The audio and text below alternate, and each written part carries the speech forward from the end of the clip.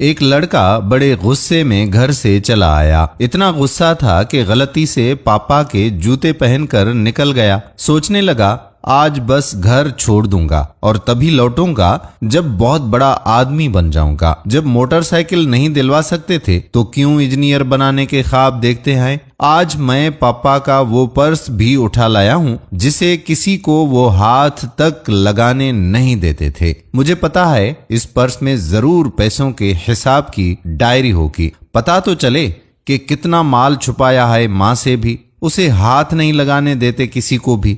جیسے ہی میں عام راستے سے سڑک پر آیا مجھے لگا جوتوں میں کچھ چبھ رہا ہے۔ میں نے جوتا نکال کر دیکھا، میری ایڑی سے تھوڑا سا خون رس آیا تھا۔ جوتے کی کوئی کیل نکلی ہوئی تھی جس وجہ سے یہ حادثہ پیش آیا۔ درد تو ہوا پر غصہ بھی بہت تھا اور مجھے جانا ہی تھا گھر چھوڑ کر۔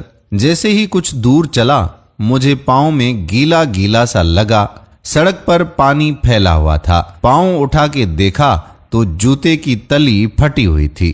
جیسے تیسے لنگڑا کر بس اسٹاپ پر پہنچا۔ پتا چلا کہ 1 گھنٹے تک بس نہیں آئے گی۔ میں نے سوچا کیوں نہ پرس کی تلاشی لی جائے۔ میں نے پرس کھولا تو ایک پرچی دکھائی دی جس میں لکھا تھا کہ لیپ ٹاپ کے لیے 40,000 قرضے لیے، پر لیپ ٹاپ تو گھر میں میرے پاس ہے۔ دوسرا ایک جوڑ مڑا دیکھا، اس میں ان کے آفس کی کسی شوق ڈے کا لکھا تھا۔ انہوں نے شوق لکھا اچھے جوتے پہننا۔ اوہ، اچھے جوتے پہننا، پر ان کے جوتے تو…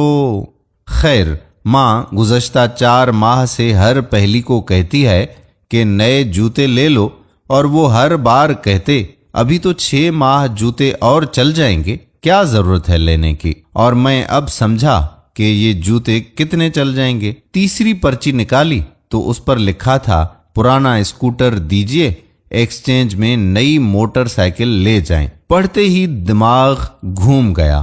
پاپا کا اسکوٹر! اوہ! میں گھر کی طرف بھاگا۔ اب پاؤں میں وہ کیل نہیں چبھ رہی تھی۔ میں گھر جا پہنچا، نہ پاپا تھے نہ اسکوٹر۔ اوہ نہیں، میں سمجھ گیا وہ کہاں گئے ہوں گے۔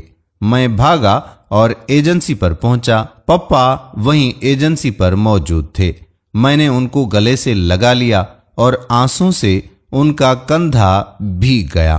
نہیں پاپا، نہیں، مجھے نہیں چاہیے موٹر سائیکل، بس آپ نئے جوتے لے لو، اور مجھے اب بڑا آدمی بننا ہے، وہ بھی آپ کے طریقے سے۔ ماں ایک ایسی بینک ہے جہاں آپ ہر احساس اور ہر دکھ جمع کر سکتے ہیں، اور پاپا ایک ایسا کریڈٹ کارڈ ہے جن کے پاس بیلنس نہ ہوتے ہوئے بھی ہمارے خواب پورے کرنے کی کوشش ہے۔ جن کے ماں باپ زندہ ہیں ان سے درخواست ہے کہ اپنے ماں باپ کی اہمیت کو سمجھنے کی کوشش کریں۔ جب ہم جوانی کے نشے میں ہوتے ہیں تو اپنے باپ کو بھی غلط سمجھ بیٹھتے ہیں، لیکن جب اصل حقائق کا پتہ چل جاتا ہے تو اس ٹائم ہمیں ندامت ہی ہوتی ہے۔